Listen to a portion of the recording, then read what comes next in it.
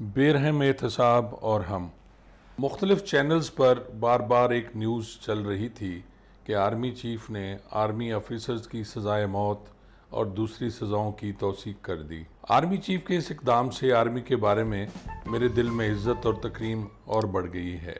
پاک آرمی وہ ادارہ ہے جس کو ہر دور میں متنازع بنانے کی کوشش کی گئی۔ سیاستدان اپنی کمینگیوں کو فوج پر ڈالنے کی کوشش کرتے ہیں، لیکن کون نہیں جانتا کہ بھٹو سے لے کے نواز شریف تک سب اسی فوج کے بوٹ پالش کر کے حکمران بنے ہیں۔ سزائیں تو محکمہ پولیس میں بھی کم نہیں دی جاتی، سب سے زیادہ سزا محکمہ پولیس میں ہی دی جاتی ہے۔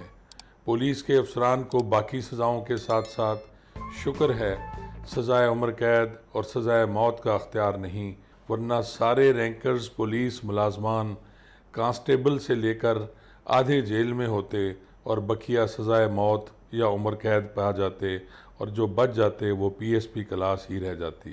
آج آرمی کے اس بے رحمانہ اور درست احتساب اور انصاف کو دیکھ کر اب میں اور سارے پاکستانی پولیس کے سربراہان خاص طور پر پنجاب اور سندھ کے آئی جی صاحبان کی طرف دیکھ رہے ہیں کہ کب وہ وقت آئے گا جب رینکر ملازمین کے ساتھ کوئی پی ایس پی بھی انصاف کے کٹہرے میں کھڑا ہوگا، اور ایسے کرپٹ افسران چاہے وہ کسی عہدہ پر ہوں ان کا بھی احتساب ہوگا۔ پتہ نہیں کب وہ دن آئے گا جب کروڑوں کی جائیداد بنانے والے پی ایس پی افسران بھی اسی طرح کے بے رحمانہ احتساب کا سامنا کریں گے۔ پنجاب پولیس میں وردی سکینڈل کافی مشہور ہوا۔ منشا گروپ اور اس وقت کے آئی جی و دیگر افسران اس میں ملوث تھے۔ کبھی کسی نے پوچھا گھٹیا اور فضول کپڑا خریدا گیا، وردیوں کے ساتھ نہ سردیوں کے لیے جیکٹس تھیں اور سلائی بھی منشا گروپ نے کی تھی۔ اب تو نئے آئی جی ہیں، حکومت بھی مسلم لیگ کی نہیں، تو کیا ان میں اتنی ہمت اور جرت ہے کہ یہ کیس نیب کو بھجوا دیں یا آرمی کی طرح خود اپنے محکمے کا احتساب کر لیں؟ سب کو معلوم ہے جب احتساب اوپر سے شروع ہوتا ہے تو اس کا اثر نیچے تک جلدی جاتا ہے۔ یہی حال باقی محکموں کا ہے۔ اگر اس طرح کا احتساب ہر محکموں کے سربراہ خود کریں، اس بات کا انتظار نہ کریں کہ کوئی نیب، کوئی اینٹی کرپشن کا محکمہ ہی آئے گا، تو یہ کرپشن کبھی ختم نہیں ہوگی۔ کرپشن کو روکنے کے لیے اداروں میں خود احتسابی کا عمل ہونا بہت ضروری ہے۔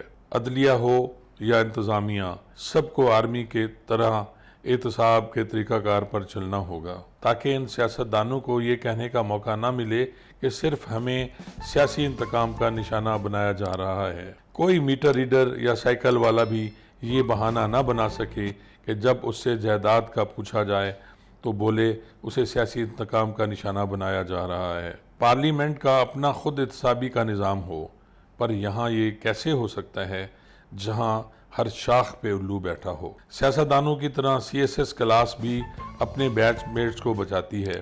بیوروکریٹس کبھی بھی اپنی کلاس کے خلاف نہیں لکھتا۔ جس طرح سیاستدان پارلیمنٹ کی آڑ میں چھپنے کی کوشش کرتا ہے، جس کی سب سے بڑی مثال نیب کے کیس میں گرفتار ہر ریمانڈ جسمانی پر ملزمان پروٹیکشن آرڈر لے کر مزے کرتے رہے، اور اب سندھ میں شرجیل میمن اور آغا صاحب کے لیے سندھ اسمبلی کا اجلاس مسلسل جاری ہے۔ ہر پارٹی کے کارکن جالے متوالے اور کھلاڑی ان کرپٹ سیاستدانوں، ملزمان بشمول مجرمان پر یوں پھول نثار کر رہے ہوتے ہیں کہ جیسے حج بیت اللہ کی سعادت کر کے آ رہے ہوں۔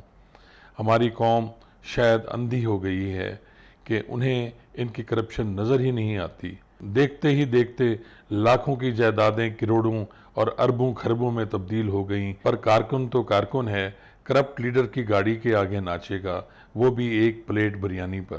یہ پوچھنے کی ہمت نہیں ہے کہ لیڈر صاحب ہم تو اس طرح بے روزگار ہیں، آپ کے پاس دولت کہاں سے آ رہی ہے؟ گرمی، سردی اس پر اثر نہیں کرتی، جہالت، غربت اور بے روزگاری نے ان کی عقلوں کو مفلوج کر دیا ہے، اور رہی صحیح کسر اس میڈیا نے نکال دی۔ شام کو جہاں لوگ ٹی وی پر کوئی ڈرامہ دیکھتے تھے، آج لفافہ اینکرز اور کرپٹ لیڈروں کے چمچوں کے جھوٹ سنتے ہیں، ایسے جھوٹ جن پر سچ کا گمان ہو۔ میری اللہ سے دعا ہے کہ ہم صرف اپنے ملک کے لیے سوچیں، نہ کہ ان کرپٹ لیڈران کے لیے جھوٹ بول کر اپنی قبریں کالی کریں۔